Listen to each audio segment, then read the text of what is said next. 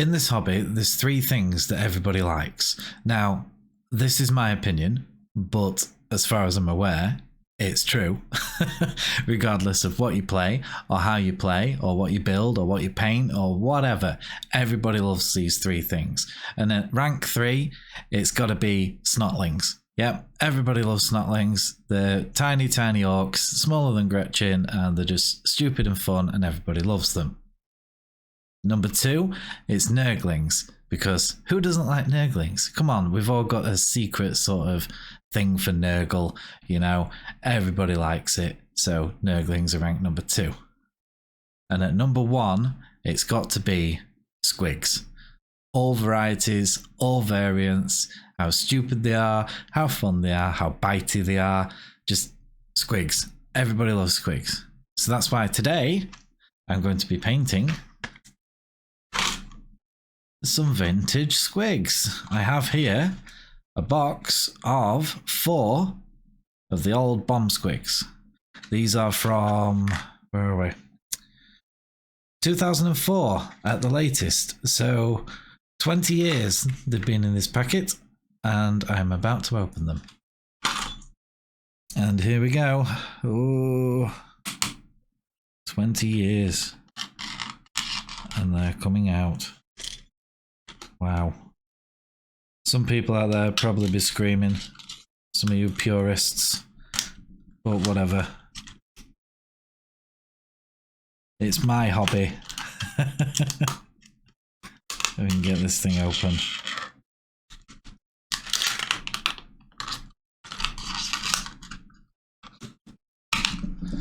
And there we are.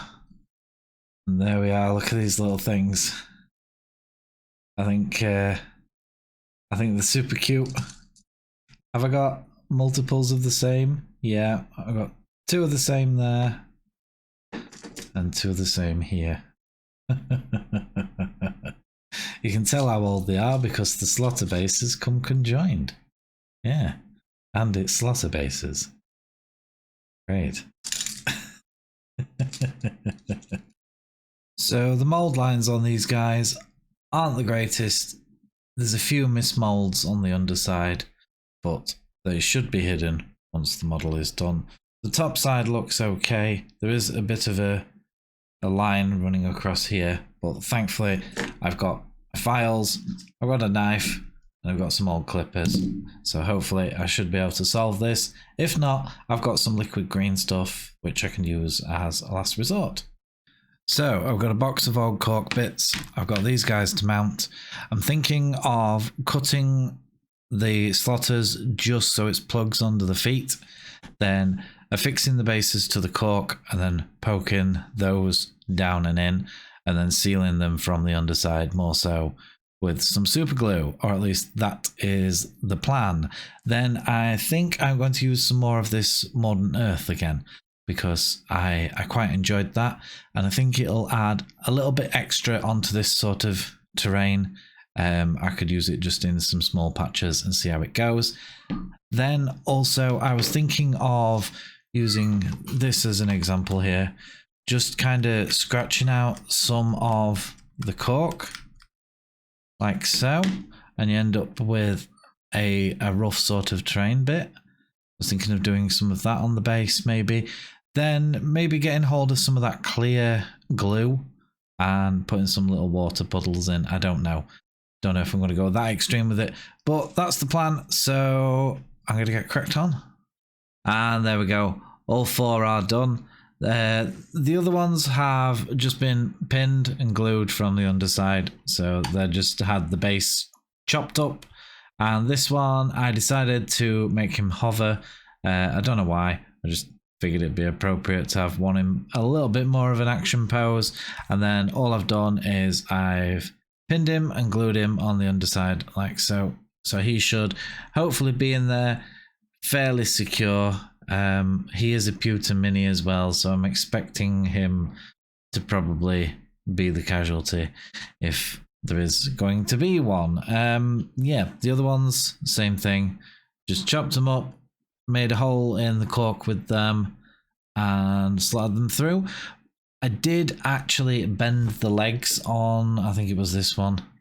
on one of them. Yeah, I bent them, so I had to straighten them out. So these two guys are in ever so slightly different poses, which is interesting. As you can see, this one's a bit more face down, but they're the same mini. Yeah. Crazy. Just bend the legs forwards or backwards. I mean, once they're glued, I could probably press on his bum and bend him back, maybe. Because I think the mouth up is a lot nicer, as you can see. But yeah, that's all they are, is just mouths, aren't they? Mouths on legs with bombs. But yeah, it's going to be a nice little project and a nice little fun thing. So dead looking forward to it. So now it's time to try some of this modern earth, just to break it up a little bit. And yeah, we'll go from there. And there we go, all dried out. And honestly, there's not really much point putting this on cork, I don't think. Because you can see there's some bits that are like really cracked, and then other bits have literally just seeped into the cork and done nothing. So yeah, I'm kind of about this one. I mean, I do like the effect. It's probably better in like explosion craters or something like that. So if I do make any terrain, I'll probably use this for that. But yeah, it don't really suit what I want for these guys. But hey ho, you live and learn as we do in this hobby. But yeah, they are ready for priming. So these little guys, they're all primed up. The primer has gone on a little bit thin in some places, but it's not too bad. And also the cracked ground seems to look a lot better now that it's had a bit of a prime, honestly. And yeah, I think it is ready for painting. And these two guys here, I'm going to do them just as your bog standard sort of squig colours. So I'm going to base those in red, brown straps, metal parts, and probably pick out some things yellow on it, because obviously bad moons and whatnot. And then these two guys, I'm going to paint them a little bit differently, but you just have to wait and see. So with the boring, basing and washing done, it's finally time to start breathing some proper life into the mini. And I'm going to try and achieve that with a small amount of colours. I'm going to use red, and instead of white to lighten it, I'm going to use yellow. Then I'm also going to use that yellow and a pink in order to emphasise the gums. And as for the teeth and the claws, I'm not sure. I think, honestly, I've probably chose the wrong colour to base them with, but we'll see how things go. And then it's just a simple case of picking out a couple of extra details, like on the rocket here, and a little bit of freehand. So let's see what we can get done. And there we have it. They're done. It's been interesting, this one. Very, very interesting. I wanted to do some smaller models because I'm working on my New Year, New Army thing, which hopefully I will be starting that on stream next Friday. If you want to pop in and say hello and have a look at me starting with that, you can find out what that's all about and what my plans are with that, which is very, very cool. And that will also tie into Armies on Parade, because I intend to enter this year.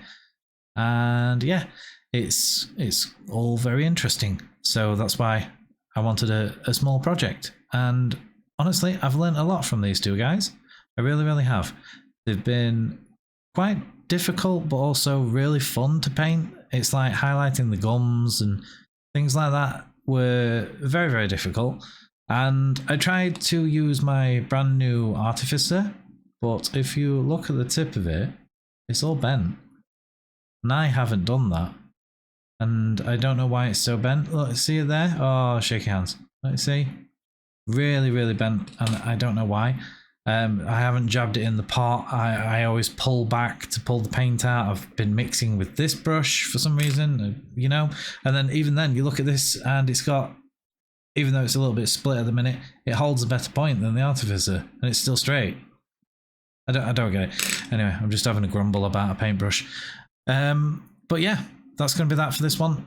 Again, don't forget to do all the usual YouTubey things for me. It means the world to me if you subscribe. Help me out. Help me get to 1,000. subs, be absolutely fantastic. Yeah, so on stream, it's going to be starting some total conversion work, and it is going to be Squig orientated, but yeah, you'll have to wait and see for that one. Come join in, come say hello, and yeah, take care of yourselves. I'll see you all in the next one. Bye.